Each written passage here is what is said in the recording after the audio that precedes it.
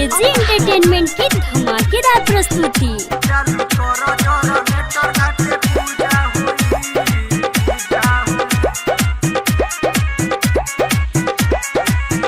चालू करो जनरेटर घाटे पूजा होई पूजा होई। चालू करो जनरेटर घाटे पूजा होई पूजा होई।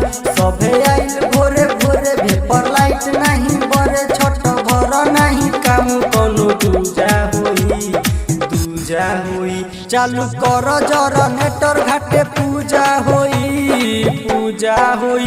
चालू करो जनरेटर घाटे पूजा होई पूजा होई। डीजे अमित तिवारी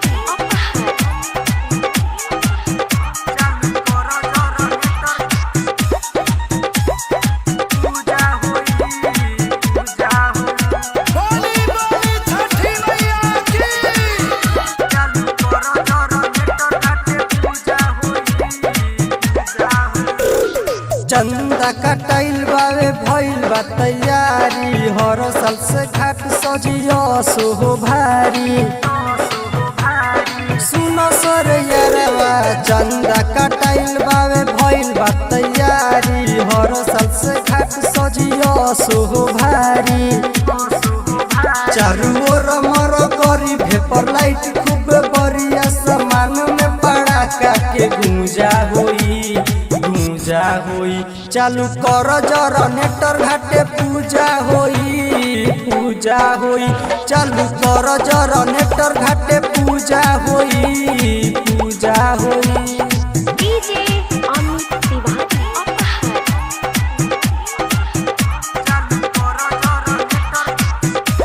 आप सुन रहे हैं एजी एंटरटेनमेंट की धमाकेदार प्रस्तुति।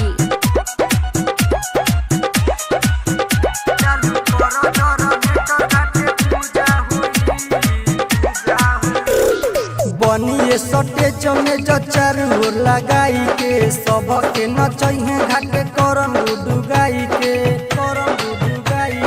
सुनो सर यारवा। बनिए सटे जमे चारू ओर लगाई के सबके नचैहे घाटे करम डुगाई के। भीड़ लागी हो अराउंड फुल हो जाई ग्राउंड। साटा पड़ी जे औजा होई औजा होई। चालू कर जनरेटर घाटे पूजा होई पूजा होई। चालू कर जनरेटर घाटे पूजा होई पूजा होई पूजा होई। Mix by Anuradha recording studio Siwan.